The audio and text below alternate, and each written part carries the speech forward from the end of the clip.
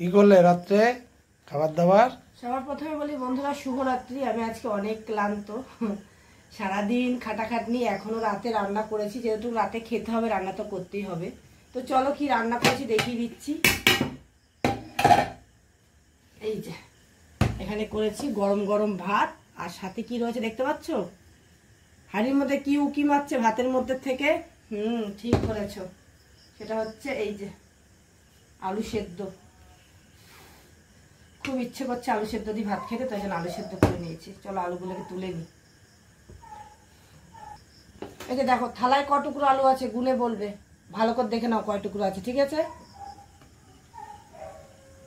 চলো অনেক সময় দিচ্ছি আর সময় দিতে পারলাম না। এবার আলুটা কি করব, এই যে এইভাবে গলিয়ে নেব।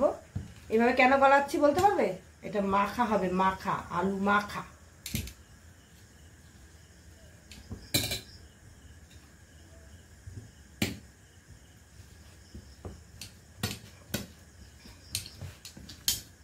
এই যে আলুটা পুরো একেবারে হাতার সাহায্যে একদম পুরো গলিয়ে নিয়েছি। এবার দেব নুন। সত্যি কথা বলতে কি আমার ঝাল ঝাল করে খেতে ইচ্ছা করছে, ঝাল ঝাল করে, ঝাল ঝাল হবে, একটু কড়া নুন, কড়া ঝাল দিয়ে খাবো। আর লঙ্কা দেবো কটা দেখবে, একটা, দুটো, আর গুনবো না, এবার তোমরা গুনবে। আর দেবো? ও এই যে এই লঙ্কা নিয়েছি, তোমরা বলো আর দেবো? ঝাল হবে এতে? এই নিচ্ছি ঘি, ঘিটা গলিয়ে নিয়েছি।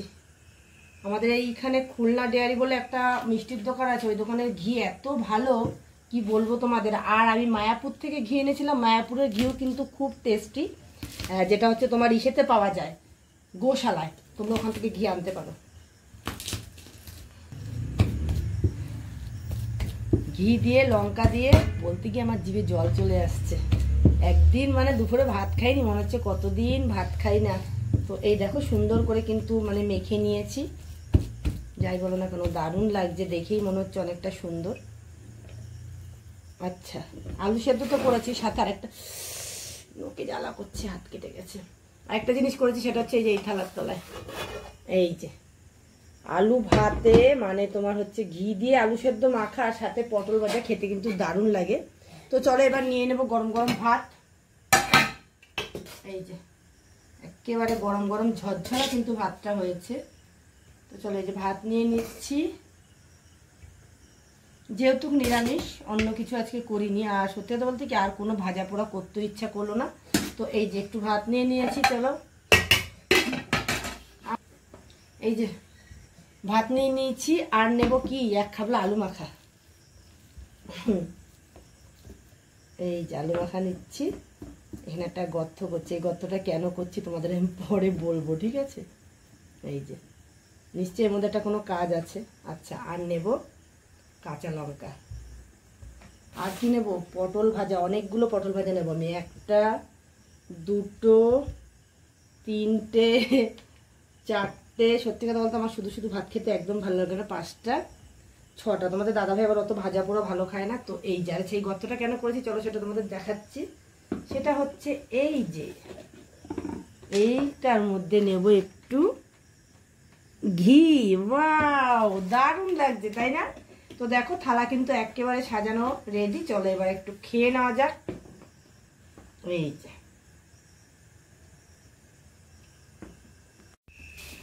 তো ভাত নিয়ে বসে পড়েছি। তোমরা হয়তো ভাববে দিদি ভাই তুমি একা কেন তোমার থালা সাজিয়েছো, দাদা ভাইটা কেন সাজাওনি? সত্যি কথা বলতে কি, যেহেতু আমরা খাওয়ার আগে অনেক কিছু করতে হয়, যেমন ভিডিও করা, ফটো তোলা, এগুলো তো আমাদের করতেই হয়। তো তাই জন্য আমি তোমাদের দাদা ভাইয়ের ভাতটা বাড়িনি, কেননা যেহেতু আজকে সেদ্ধ ভাত খাবো, সেদ্ধ ভাত ঠান্ডা হয়ে গেলে ভালো লাগে না, ঠিক আছে? তো তাই জন্য আমি তোমাদের দাদা ভাইয়ের ভাতটা এখনো বাড়িনি। যেই নাকি আমার ভিডিওটা কমপ্লিট হয়ে যাবে তোমাদের দাদা ভাইয়ের ভাতটা আমি টুক করে বেড়ে নেবো, কেননা মানে সেদ্ধ ভাত ঠান্ডা হয়ে গেলে ভালো লাগে না।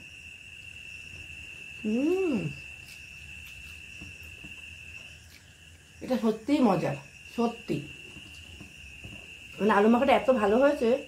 এইভাবে আলু মাখা নিয়ে তার সাথে একটু পটল ভাজা এইভাবে দিয়ে, এইভাবে নিয়ে।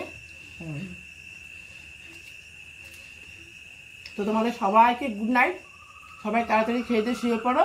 ভিডিওটা কিন্তু এই পর্যন্ত ছিল। Tata, bye bye.